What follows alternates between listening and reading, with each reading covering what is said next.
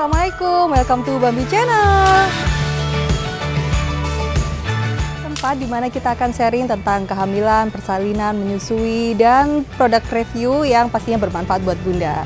Episode kita kali ini edisi spesial banget karena kita berkunjung jauh-jauh dari Sidoarjo ke Jombang untuk ke Dr. Rizal Fitni.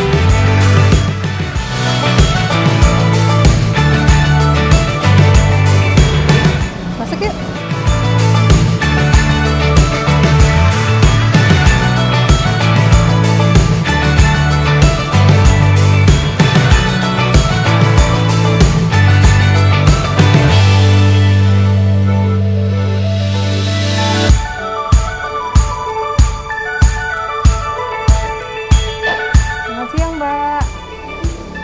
Dokter Rizalnya ada? Oke, makasih ya. Assalamualaikum dok. Waalaikumsalam. Silakan Mbak. Terima kasih. Izin duduk ya dok. Iya silakan. Halo dokter, ini Iya. setelah sekian lama ya kita ketemu secara langsung. Biasanya cuma Iya, lewat, biasa cuma lihat IG ya, IG IG. aja. Ada acara apa kok bisa nyasar ke sini? Iya, pengen ketemu langsung sama dokter favoritnya di Bambi Collection nih. Jadi terharu apa tersanjung ya? Gimana? Ya. Sehat ya? Sehat, alhamdulillah. Dokter sehat ya? Alhamdulillah. Ya, dokter, ini ada request nih dari banyak semua followernya Bambi, pengen tahu. Biasanya nih kalau kita udah tahu hamil, itu kan harus periksa ke dokter kandungan. Iya. Nah, itu pengalaman saya dulu, itu saya sering bingung nih, kalau mau ke dokter kandungan, itu mau tanyanya apa? Gitu. Jadi makanya ini, di video ini itu kita pengen tanya tuntas sama dokter, kita tuh harus tanyanya apa sih kalau ke dokter kandungan, biar nggak ada yang kelewat gitu.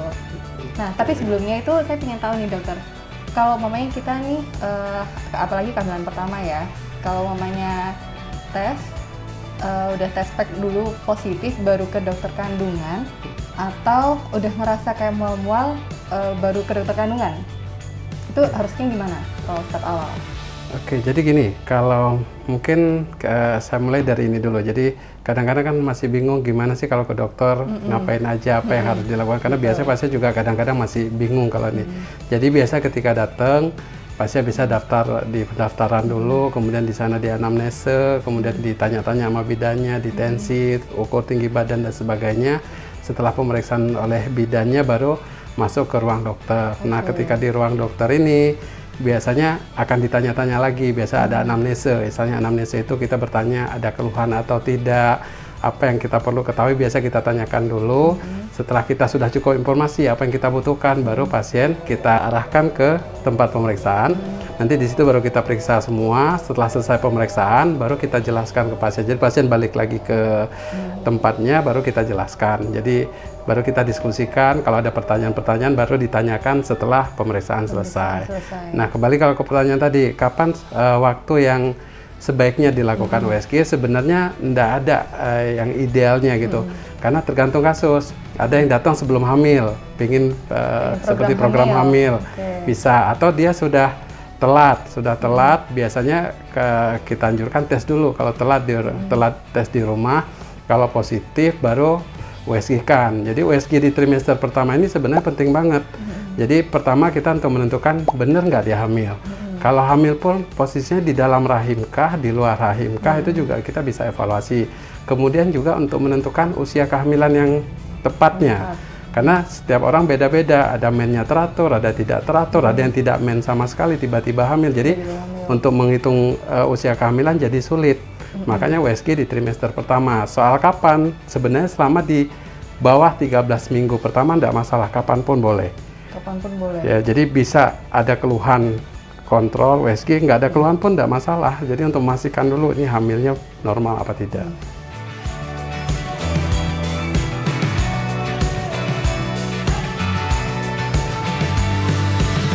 Ini ada pertanyaan sih dok, kalau umpamanya mamanya telat nih, sebaiknya itu telat berapa hari itu baru kita tes pack atau kan kadang kan apalagi kalau pengantin baru ya, udah tahu telat itu udah happy banget kan, udah kayak kayak berasa si baby itu sudah ada di dalam perut gitu. Oke. Itu biasanya berapa lama sih? Jadi gini, kalau untuk biasanya tes akan positif itu paling cepat 1-2 hari setelah telat. Jadi begitu 1 hari 2 hari itu kadang-kadang kalau memang hamil dia sudah kedeteksi 2 garisnya, tapi berbeda orang beda. Jadi ada siklus, tergantung siklus mennya juga. Biasanya kalau wanita yang siklus men teratur biasa telat 1-2 hari biasa sudah positif. Cuma kadang-kadang masih ada yang positif samar, ada positif jelas. Biasanya kalau udah positif samar kita anjurkan untuk diulang lagi, ceknya 1 minggu lagi. Kalau dia jelas di USG kan.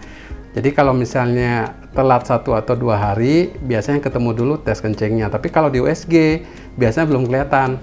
Jadi kalau untuk USG baru kelihatan paling cepat kelihatannya setelah 2 minggu telat baru kelihatan kantung kecil. 3 minggu baru nanti kelihatan bakal janinnya. Jadi kalau misalnya begitu telat sehari 2 hari di tes kencing positif langsung USG, biasanya nggak langsung kelihatan di USG-nya. Nggak langsung kelihatan ya. Jadi berarti masih nunggu 2 minggu setelah 2 mingguan lah, 2 mingguan setelah sudah positif kalau mau USG nggak apa-apa. Kecuali kalau ada keluhan. Kalau ada keluhan ngeflek ataupun ada keluhan yang nggak nyaman bisa langsung. Tapi kalau nggak ada keluhan bisa ditunggu 1 minggu atau 2 minggu, sebulan juga sebenarnya nggak apa-apa. Sebulan setelah tes positif. Sebulan setelah, oke. Berarti kalau dihitung itu berarti 2 bulan ya dok ya? Ya, jadi karena janin itu kalau dari USG, misalnya kan kalau kita ngitung dari haid, misalnya dari haid, misalnya katakanlah tanggal 1 dia haid, ketika tanggal 1 bulan depan dia nggak haid, itu hitungannya sudah 4 minggu. Oke. Jadi 4 minggu, 4-5 minggu. USG baru kelihatan kantungnya itu 5-6 minggu. Jadi baru kelihatan kantung. Bakal janin baru kelihatan 6-7 minggu. Di situ juga kita sudah bisa ngecek denyut jantungnya ada atau tidak.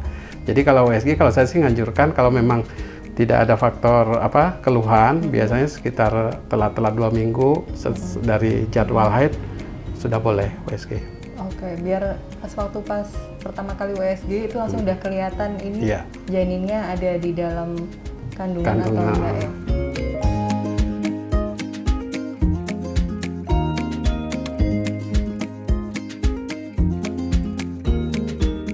Oke dok, mau tanya nih, detak jantung itu kita bisa tanyakan tuh saat USG pertama yang 2 minggu itu atau setelahnya? Jadi gini, normalnya seperti saya katakan tadi ya, normalnya itu kita baru bisa melihat, jadi sebenarnya untuk USG itu kan bisa lewat perut, bisa lewat vagina. Kalau lewat vagina lebih cepat ketahuannya, lebih mudah kita mendeteksi. Tapi karena kita di sini kan agak pasien juga agak malu gitu, akhirnya kan kita tetap pakai yang di atas kecuali pasien setuju. Jadi kalau misalnya dari atas biasanya memang baru kelihatan kantung setelah 6 minggu. Jadi kita ngitungnya dari haid, tanggal haid 6 minggu. Jadi telat 2 minggu dari jadwal haid itu kita biasanya baru mendeteksi kantung. Kemudian di 7 minggu itu kita harus sudah bisa mendeteksi janin. Ketika kita sudah bisa melihat deteksi janin, kita harus sudah melihat denyut jantung. Karena kalau misalnya ketika janinnya sudah ada tapi denyut jantungnya tidak ada, kemungkinan janinnya tidak berkembang. Atau kita kenal dengan istilah dead conceptus. Dead conceptus itu kematian janin di bawah 20 minggu. Jadi idealnya kalau kita sudah ketemu janinnya melalui USG, kita harus cari jantungnya. Kalau jantungnya ada denyutnya berarti kehamilannya normal. Tapi kalau misalnya denyut jantungnya tidak ada, kita curiga ini dead conceptus. Jadi biasanya kita anjurkan pasien untuk ngulang USG 2 minggu lagi. Nanti 2 minggu kita lihat ada atau tidak. Kalau ada ya normal kehamilannya. Tapi kalau 2 minggu lagi tetap denyut jantungnya tidak ada, kita diagnosa sebagai dead conceptus, biasanya dilakukan kuret. Oke, berarti pertanyaan pertama saat kita USG datang pertama kali itu janin ada di dalam, letaknya di dalam kandungan dan detak jantungnya gitu ya dok ya? Itu yang pertanyaan yang krusial yang pertama kali ya dok? Iya, jadi intinya kalau di trimester pertama itu kita katakan normal pertama jika kita menemukan kantung kehamilan, kantung kehamilannya berada di dalam rahim, kita menemukan janin dan ada denyut jantungnya.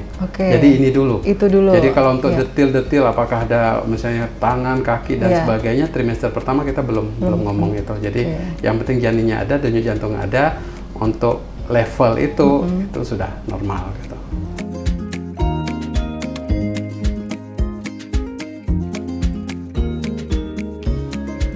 Oke, Dokter Rizal, berarti kalau mamanya sudah datang ke USG untuk pertama kali, nah biasanya itu kan kita disaranin untuk datang 1 bulan selanjutnya. Nah itu sampai di trimester pertama itu kan berarti kan sampai 3 bulan ya dok ya. Nah itu biasanya kita harus tanya apa sih dok untuk setelah pertama, terus kedua, ketiga itu di trimester pertama itu harusnya tanyanya apa aja? Oke, mungkin kita bicara tentang ini dulu beberapa kali sih ya pemeriksaan yang ideal untuk seorang hamil untuk USG gitu. Jadi kalau ibu hamil itu kan biasanya kalau periksa pertama ke bidan, kemudian bisa juga periksa ke dokter. Jadi kalau ke dokter biasa kita akan melakukan USG untuk pemeriksaan janinnya. Nah, acuan kita minimal banget ini paling minimal itu 4 kali. Selama hamil dia 4 kali. 1 kali di trimester pertama, 1 kali di trimester kedua, 2 kali di trimester ketiga gitu. Nah, kalau untuk trimester pertama tadi kita mungkin sudah jelaskan kapan harus ke dokter. Apa aja yang perlu diketahui di trimester pertama tadi kita udah jelaskan. Kita untuk menentukan usia kehamilan sebenarnya berapa, posisinya gimana, kembar atau tidak juga kita udah bisa deteksi, denyut jantungnya ada atau tidak. Nah biasanya kan kadang-kadang pasien ketika ke dokter bingung nih mau nanya apa aja yang udah perlu freeze, ditanyakan udah bingung gitu. nih dok. Jadi kalau udah di depan SPOG itu langsung bingung mau ngapain. Dan satu lagi tidak semua dokter komunikatif berbicara ya, gitu. betul. Jadi kadang-kadang ya udah baik, udah. Gitu. Jadi kalau kita nggak nanya nggak akan dapat apapun gitu. Betul. Jadi yang perlu kita tanyakan pertama itu kondisi janin dulu. Biasanya kalau si dokternya nggak menjelaskan, yang penting kita tanya dok janinnya gimana, tunggal atau enggak, usia kehamilan berapa, taksiran persalinan, itu yang paling penting kita tanyakan di trimester pertama. Karena USG di trimester pertama itu yang paling bagus untuk menentukan taksiran persalinan. Karena angka kegagalannya, angka biasnya cuma 3 hari, jadi bisa untuk acuan. Ya, kemudian keluhan. Jadi biasa kan trimester pertama ini banyak keluhan ya. Jadi biasanya mual muntah, kemudian susah makan. Jadi keluhan-keluhan itu ditanyakan aja, dikonsultasikan sama dokternya. Apa yang harus dilakukan, apa yang bisa dimakan, apa yang enggak, apa yang boleh dilakukan untuk mengurangi keluhan. Ditanyakan enggak ada masalah gitu. Jadi. Tapi yang penting tadi kondisi janinnya dulu yang difokuskan apa. Gitu.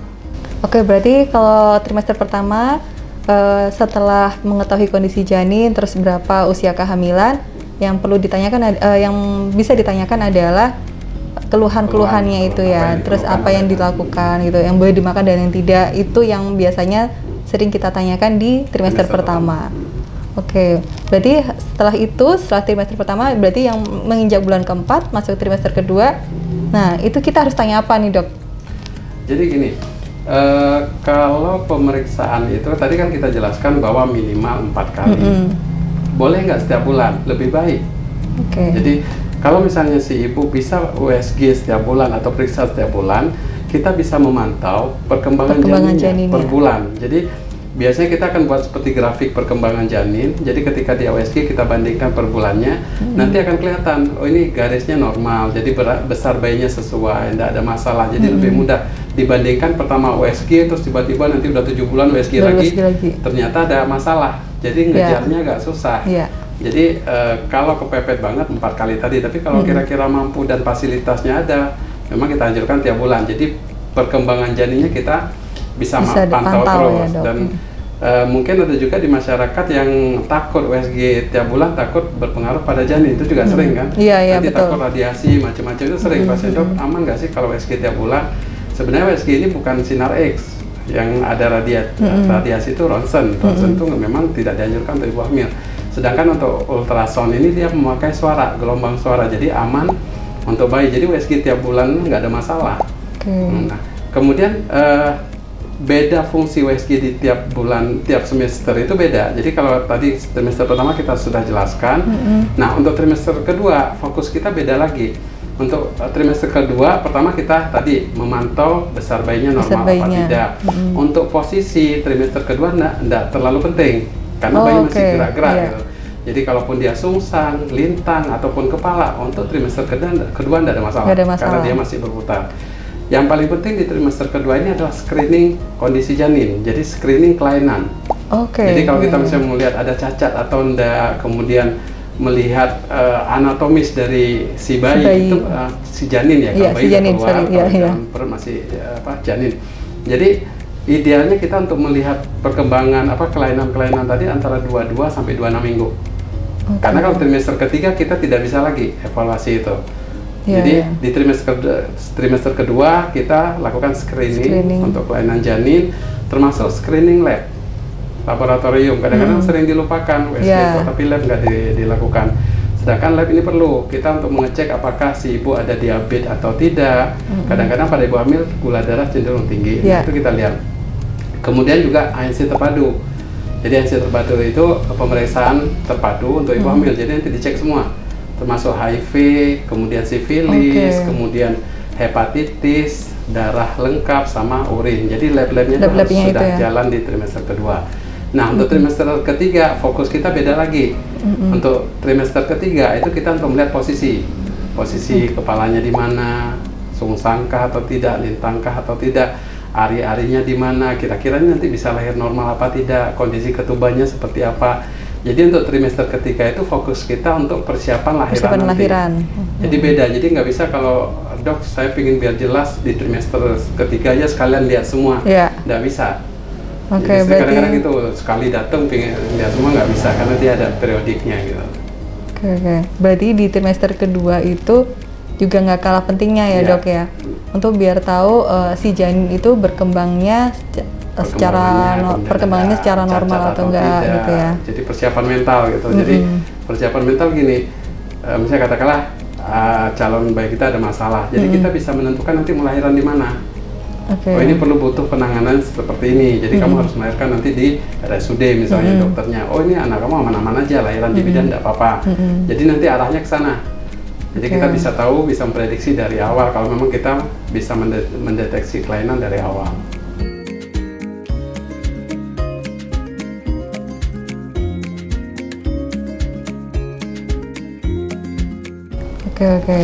Oke dok. Berarti itu tadi yang sudah dijelaskan sama Dr. Rizal untuk trimester kedua. Tadi akhirnya setelah itu kita beranjak ke trimester ketiga yang trimester yang genting-gentingnya gitu, deg-degannya gitu. Nah di trimester ketiga itu biasanya para ibu juga ya, kalau mamanya trimester pertama keluhannya biasanya mual gitu ya, trimester kedua udah lebih rileks, santai, makannya mungkin keluhannya pengen makan banyak gitu kalau di trimester kedua. Habis itu kalau di trimester ketiga udah mulai keluhan pinggang sakit dan sebagainya itu. Nah kita kalau di trimester ketiga itu selain kita bisa tanya ke dokternya tentang keluhan dari masalah pinggang, terus kaki bengkak dan sebagainya, itu kita harusnya tahu tanyanya ke dokter itu yang seperti apa dok? Jadi ada perbedaan karakteristik keluhan ibu dari trimester ke trimester. Tadi mungkin Mbak Tika juga ada jelaskan sebagian.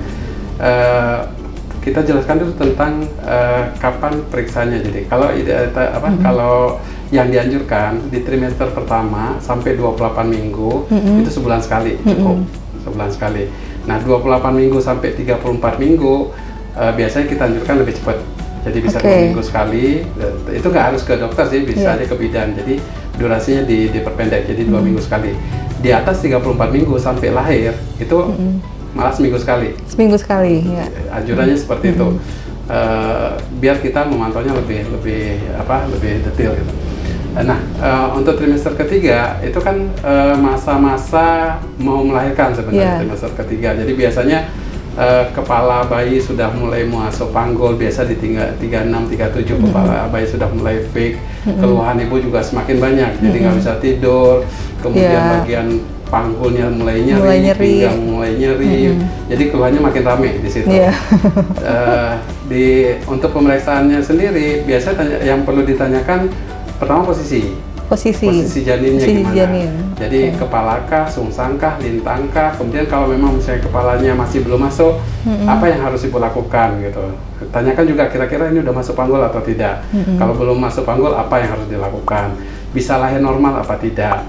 Kondisi ketuban seperti apa, ari-arinya seperti apa. Jadi tapi biasanya kalau dokter yang bagus sih harusnya sudah menjelaskan. Jadi dijelaskan apa yang kira-kira ibunya perlukan. Jadi kita nggak ngolor ngidur juga. Jadi apa sih yang diperlukan ibu untuk tahu itu kita jelaskan gitu. Tapi kalau misalnya mungkin dokternya lupa untuk lupa jelasin gitu dok.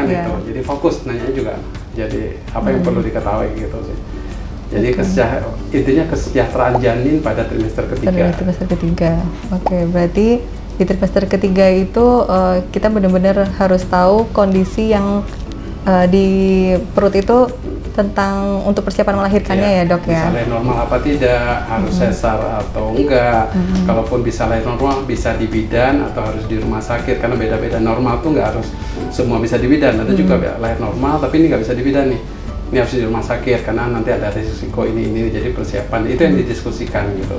Jangan malu untuk bertanya. Kadang-kadang begitu ditanya masih ada pertanyaan enggak, begitu pulang waduh malu. Jadi sering gitu kan. Jadi kayak takut untuk bertanya. Selama dokternya sudah rasanya nggak ada yang marah lah kalau ditanyain, pasti kalau selama pertanyaan wajar pasti dijawab. Gitu. Nggak marah kecuali kalau mamanya pasiennya ngasih bawa catatannya langsung tiba-tiba banyak gitu ya dok ya. Sering gitu. Oh sering gitu ya dok ya. Biasa handphone, kalau sekarang kalau dulu catatan, ini handphone. Oh iya. Handphone, wah ini lama. Iya. Kalau saya bisa biar cepet sini pinjam handphonenya lah. Ini bisa. Jadi kita langsung balikan, paling ketawa pasiennya kalau gitu. Iya. Tapi itu salah satu solusi loh. Jadi salah satu solusi kalau daripada blocking, nggak ngerti mau nanya apa, dicatat apa nanti yang perlu tahu. Tapi biasanya nanti kan ketika dokternya jelaskan kan, oh ini udah jelas ini. Tinggal yang belum dijelaskan dokternya itu yang ditanyakan. Tapi ditanyakan nanti sesudah selesai periksa semua. Jadi belum mulai periksa udah langsung tanya gitu ya dok. Udah sering gitu ya dok ya. Begitu mau periksa pasien udah duduk, kita tangan belum nyampe nih, belum megang. Dok sehat enggak? Ini belum periksa padahal. Jadi belum mulai, dok ini di mana? Jadi kita sedangkan periksa itu kadang-kadang perlu konsentrasi. Jadi belum konsentrasi pecah ditanya gitu. Jadi izinkan, biarkan dokternya dulu periksa, nanti udah diperiksa semua, setelah itu baru diskusikan, enak diskusinya. Tapi kalau belum mulai udah ditanya terus saya blocking, akhirnya kalau nggak gondok dokternya, kalau gondok dokter udah sehat, gitu. Jadi malah nggak enak nanti ujungnya. Oke. Berarti gitu. Kalau mamanya si Bumil itu mamanya ada pertanyaan, oke, nggak apa-apa dicatat di handphone, kalau keinget apa gitu dicatat di handphone, tapi baru bisa bertanya setelah si dokter sudah melakukan pemeriksaan secara full gitu ya. Nanti pasti dikasih kesempatan kok. Jadi setelah diskusi dijelaskan, Bu ini kehamilannya seperti ini, gini. Nah, apa yang belum dijelaskan dokter tinggal itu ditanyakan. Iya, bertanya. Oke, ya. Oke dokter, berarti tadi udah dijelasin tentang pertanyaan apa aja di trimester ketiga. Nah, kalau untuk bisa ngelahirin normal atau sesar, itu kan juga ditentukannya berarti di saat trimester ketiga. Bisa dikasih tips sedikit nggak sih dok? Kalau normal itu kita bisa melahirkan normal itu di kondisi yang seperti apa dan sesar seperti apa? Secara singkatnya aja. Oke, jadi gini, secara statistik itu 70-80% kehamilan adalah fisiologis. Artinya fisiologis itu tidak diapa-apakan pun dia akan lahir sendiri. Itu memang sudah kodrat alamnya seperti itu. Tinggal hanya 10-20% yang punya problem, punya masalah. Nah, kapan kita lakukan sesar? Biasanya jika ada kontraindikasi dilahirkan normal. Misalnya apa? Panggul sempit. Jadi panggul sempit misalnya pada ibu-ibu yang tinggi badannya kurang dari 145 cm. Nah, untuk ibu yang kurang dari 145 cm, tanyakan sama dokternya kepala bayinya masuk atau enggak. Tidak semua ibu yang tingginya di bawah 145 harus sesar. Ada yang bisa normal. Tergantung proporsi antara kepala dengan panggulnya. Jadi kalau proporsi kepalanya lebih kecil dari ukuran panggul, dia tetap bisa lahir normal. Tapi kalau kepalanya tidak bisa masuk ke panggul, kemungkinan panggul sempit harus sesar. Yang kedua, misalnya ada malposisi. Misalnya malposisi itu ada kelainan posisi pada janin. Misalnya dia sungsangkah, lintangkah. Jadi kalau posisi kepala di bawah dan dia masuk, tidak ada masalah. Termasuk lilitan tali pusat. Lilitan tali pusat sebenarnya tidak ada masalah untuk lahiran normal masih memungkinkan, tapi harus di rumah sakit atau di tempat fasilitas yang lebih siap gitu. Jadi di trimester ketiga itu di screening oleh dokternya. Oh ini normal, semua normal, bisa Bu ini lahiran di bidan boleh. Oh ini ada penyulit Bu, jadi lahiran normal tapi harus di rumah sakit. Atau Bu ini nggak bisa lahir normal, tidak memungkinkan, jadi harus sesar. Jadi gitu. Jadi intinya sih sebenarnya hampir 80% tuh nggak diapa-apakan, lahir normal kok. Bisa lahir normal. Jadi tinggal sisanya aja yang bekas sesar kah, sungsang, lintang, ari-ari nutup jalan lahir, kepala bayinya kebesaran, atau ada problem yang tidak bisa kita lakukan lahiran normal. Nah, dokter mau tanya-tanya dong tentang USG nih. Apa sih bedanya USG 2 dimensi dan USG 4 dimensi? Oke, jadi gini. Saya sambil duduk ya, Dok ya. Silakan. Pengen nyobain nih. Jadi kalau USG sebenarnya sih yang standar kita 2 dimensi. Jadi semua dokter biasa kita memakai 2 dimensi sebagai goldennya. Jadi untuk memeriksa 2 dimensi sebenarnya cukup. Cuman bedanya kalau misalnya 4 dimensi, ketika kita menemukan adanya kecurigaan, oh ini kok kelihatannya sumbing, jadi kita pakai 4 dimensi atau 3 dimensi lebih jelas memvisualisasi. Tapi sebenarnya kalau untuk dokternya sendiri nggak perlu 4 dimensi, 2 dimensi kita sudah bisa lihat. Sudah cukup ya, Dok. Cuman kadang-kadang untuk ngejelasin ke pasien, nunjukkan ke pasien kan pakai 2 dimensi, rada harus ngebayangin tuh hitam putih soalnya. Jadi dengan 4 dimensi kita bisa menunjukkan gambar yang lebih jelas ke pasien. Tapi kalau pertanyaan harus 4 dimensi nggak? Sebenarnya kalau untuk dokternya 2 dimensi udah cukup. Jadi 2 dimensi itu udah mumpuni kita untuk menilai yang tadi kita jelaskan semua tadi 2 dimensi udah bisa. Cuman kalau ada 4 dimensi atau 3 dimensi kita lebih mudah untuk menunjukkan ke si pasien. Jadi lebih memuaskan aja sih untuk pasien. Tapi kalau untuk kebutuhan dokternya sebenarnya 2 dimensi udah cukup. Tadi kapan dilakukan misalnya 4 dimensi? Kadang-kadang kan pengen lihat wajahnya, pengen lihat ini. Jadi 4 dimensi itu tidak bisa kita lakukan pada seluruh usia kehamilan. Jadi idealnya sih di bawah 30 minggu. Semakin kecil semakin mudah kita lihat. Kalau kita lihat full body yang kelihatan kepala sampai ujung kaki dalam satu frame itu biasa 16 minggu ke bawah. 16 minggu ke bawah. Kalau nanti untuk lihat kayak wajah, mancung kemudian itu biasanya antara 22 sampai 28 minggu. 22 sampai 28. Kalau di atas 30 minggu biasanya kepala bayi sudah mulai tengkurap. Jadi udah mulai tengkurap, jadi kita nyarinya udah susah. Jadi kalau untuk mengharap dapat gambar yang bagus sulit untuk mendapatkan. Makanya kalau 4 dimensi biasanya dianjurkan untuk kehamilan di bawah 30 minggu. Idealnya 22 sampai 28 minggu. Aku tahunya itu malah di atas 30 minggu baru. Seringnya seperti itu. Jadi kadang-kadang yang kasihan gini, ada beberapa pasien datang dari jauh, kemudian ke sini, dok saya pengen USG yang jelas. Usia kehamilan berapa lah? 37 minggu, udah mau lahir. Nah begitu kita USG, memang sudah nggak kelihatan apa-apa lagi. Jadi sudah, Bu ini 2 dimensi aja. Kecewa atau ibunya, udah kenapa kok nggak bisa? Ya memang nggak bisa karena sudah terlalu besar lah. Ibu kenapa kok nunggu gede dulu? Saya kirain semakin besar semakin jelas. Itu masih banyak di masyarakat kita menganggap. Betul. Saya juga nganggapnya gitu. Nunggu trimester ketiga, nanti anggapannya begitu udah mau lahir kan makin jelas tuh. Aslinya 4 dimensi kebalikannya, makin besar kita makin nggak bisa ngelihat 4 dimensi. Gitu tuh. Itu sih kalau untuk masalah USG gitu. Jadi nggak usah ngejar 4 dimensi juga sih sebenarnya. Kalau untuk sekedar untuk melihat perkembangan janin 2 dimensi cukup. Dan 2 dimensi sekarang hampir semua daerah sudah ada, hampir semua dokter sudah punya. Kalau 4 dimensi memang belum semua dokter pakai karena belum semua orang juga butuh 4 dimensi. Jadi kalau dibilang akurat mana 4 dimensi sama 2 dimensi sama aja sebenarnya. Akuratnya ya, Dok. Cuma bedanya gambarnya aja, kalau 4 dimensi lebih jelas, ngebayang. Kadang-kadang dulu sebelum saya pakai yang 4 dimensi, pakai 2 dimensi. Ketika kita jelaskan, si pasien tuh pandangannya kosong, ngelihat hitam putih apa dokternya ngomong ini, kadang nggak bisa ngebayangin. Karena hanya gambar 2 dimensi gitu. Tapi begitu kita gambar 4 dimensi, apa yang kita jelaskan pasien bisa ngelihat. Oh iya itu wajahnya, ini mirip bapaknya gitu. Jadi lebih interaktifnya tuh lebih seru sebenarnya karena pasien bisa membayangkan gitu ya, Dok. Ya satu lagi, kadang-kadang lucu kalau misalnya pasien baru datang pertama karena kan masih bingung. Jadi kalau duduk itu posisi kepala di sini. Ini kepala. Bukan di sini ya, Dok.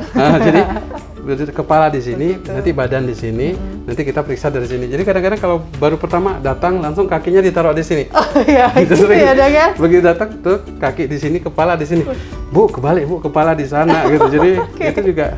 Jadi posisi kepala di sini. Kepalanya di sini. Kalau yang udah pernah USG, kalau yang belum pernah kan masih grogi bingung gitu, Dok. Iya, betul. Jadi posisi gitu. Jadi selalu pasien di sebelah kanan.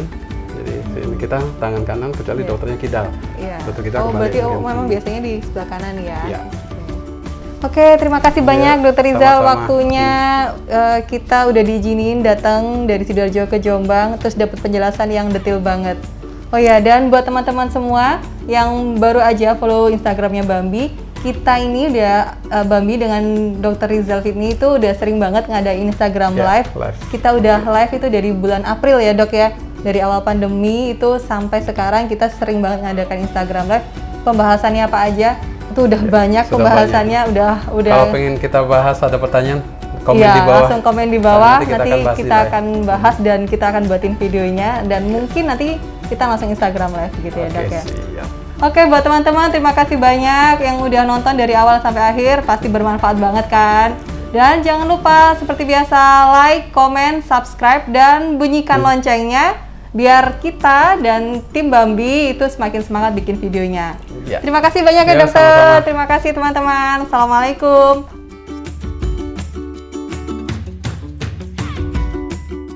Makasih banyak ya. Saya pamit balik lagi ke Sidoarjo. Udah didatengin jauh-jauh. Iya, oke. Kapan ya? Semoga kita sering ketemu lagi ya. Nanti malam kan kita live. Oh iya ya. Nanti malam kita live ya. Oh iya ya. Kita sering banget Instagram live. Yang nanti malam kosong kita ada live nanti malam. Jadi kita bahas tentang serba-serbi trimester ketiga. Jadi ini banyak ilmu di sini. Bagi yang mau melahirkan, mau apa yang ini nanti kita diskusi nanti sore, jangan lupa. Oke? Oke. Terima kasih banyak, Dokter. Saya pamit dulu. Terima kasih.